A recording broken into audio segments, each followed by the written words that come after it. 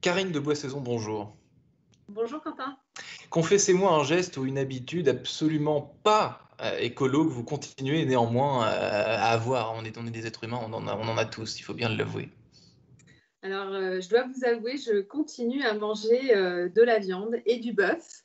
J'apprécie beaucoup, mais si on veut réussir la transition énergétique, il va falloir diminuer cette viande et notamment le bœuf, qui est en fait la viande la plus impactante en termes de climat. Voilà, donc c'est ça mon chemin. Ça va être de diminuer ma quantité de viande dans l'avenir.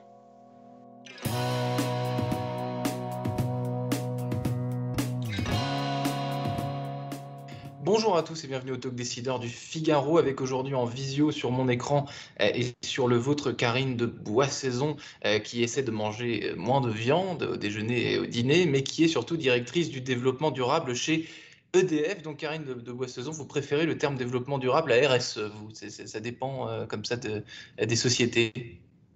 Écoutez, ce qui compte, c'est ce qu'on fait derrière. Et ce qu'on fait derrière c'est vraiment la transformation finalement de la société pour répondre à cette urgence climatique, à cette urgence de préservation de biodiversité. Donc finalement, le terme pour moi n'est pas si important. Ce qui compte, c'est les actes derrière et j'espère qu'on pourra vous démontrer qu'on est au rendez-vous de ces actes.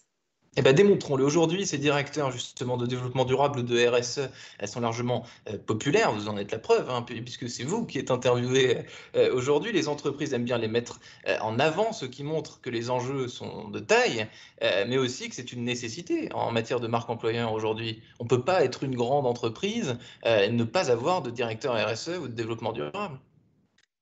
Là encore, on pourrait aussi dire que finalement, la réussite, c'est de ne plus avoir de directeur RSE, parce que ça voudra dire que Parce que c'est ce serait vraiment naturel. totalement, exactement, c'est totalement intégré dans les métiers. En attendant, c'est vrai qu'il y a encore beaucoup de choses à faire, donc je pense que ma direction a encore un avenir chez EDF, mais le point que vous mentionnez, il est très, très important, c'est les salariés finalement et les futurs talents. Et vous avez sûrement vu que les jeunes notamment en France, derrière cette coalition pour un réveil écologique, sont vraiment des activistes auprès des entreprises. C'est eux qui nous choisissent finalement. La relation est totalement inversée. Vous dites, Karine de Boissaison, effectivement, cette direction va exister parce qu'il y a énormément de choses à faire dans votre société et dans des tas d'autres. Vous êtes en poste, vous, depuis 1 an et demi, je crois, à ce Oui. poste. Vous êtes depuis 10 ans chez EDF. Vous avez écrit sur votre LinkedIn, je vous ai lu, I get up in the morning to unite around the raison d'être of my company, ce qui signifie en gros, je me lève chaque matin pour perfectionner la raison d'être de ma société. En 1 an et demi, justement, à ce poste, vous avez perçu quel progrès, quelles évolutions? Alors, depuis 1 an et demi, c'est vrai qu'en plus, avec la crise, il s'est passé vraiment une très grande transformation. Et en même temps, c'est une lame de fond, en fait.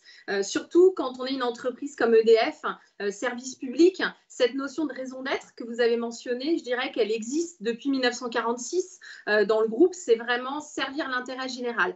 Mais on a quand même voulu aller plus loin. Et en pleine pandémie, lors d'une assemblée générale virtuelle, puisqu'on était au mois de mai, dans le confinement, on a passé la raison d'être dans les statuts. Donc ça nous engage.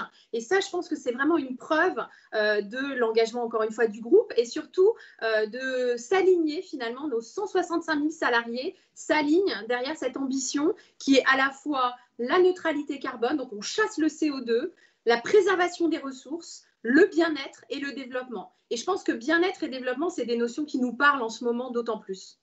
Bien-être et développement, je reviens un petit peu sur ce qu'on disait tout à l'heure, Karine de Boissaison, vous connaissez l'adage, c'est ceux qui en parlent le plus, qui en font le moins, donc sans citer de nom de société ou d'entreprise.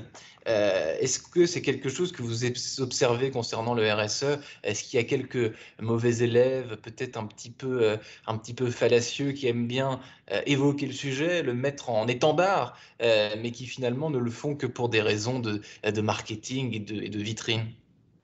Je pense qu'aujourd'hui, l'urgence est tellement forte, et comme je vous parlais de ces étudiants pour un réveil écologique, mais les investisseurs, en fait, sont devenus des activistes environnementaux, et donc ce qu'on appelle dans le jargon le naming and shaming. Donc, en fait, on met en face de leurs contradictions certaines entreprises, et donc finalement, l'amélioration continue, elle est obligatoire. On ne peut pas justement rester sur la surface pendant très longtemps face à des gens éduqués et qui nous challengent.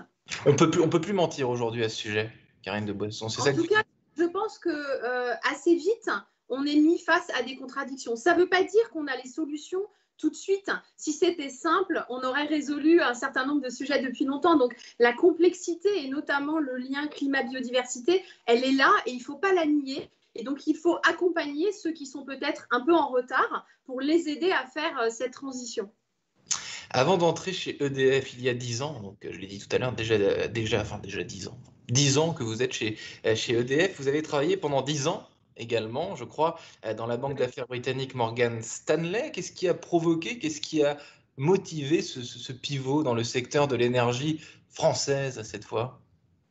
Alors en fait, il y a un fil rouge dans ce parcours qui est le secteur des services aux collectivités. Parce que quand j'étais dans la banque d'affaires à Londres, j'étais sur ce secteur en fait. Donc je suivais les entreprises de l'eau, de l'électricité. Et j'ai d'ailleurs eu la chance de faire l'introduction en bourse d'EDF en 2005. Donc j'étais de l'autre côté en fait de cette introduction en bourse. Donc finalement, ce fil rouge, il est là. C'est-à-dire que pour moi, la finance, elle est clé pour permettre aux entreprises comme EDF de réussir cette transition. Il y a besoin d'énormément d'investissements, et je suis passée de la banque à la communication financière d'EDF, ensuite au financement de projets à l'international. Et là, dans ces financements de projets, le développement durable est totalement clé pour réussir les projets, en fait, que ce soit des grands barrages, notamment hydrauliques, que ce soit des éoliennes ou des fermes solaires. Et donc, c'est finalement la conclusion de ce parcours, arrivé au développement durable. Ce lien avec la finance, il est toujours là. Merci infiniment, Karine de Pouassezon, la caution verte en France d'EDF. Merci d'avoir répondu à mes questions pour le Talk Décideur du Figaro. Je vous souhaite une excellente fin de journée. Merci beaucoup. Au revoir.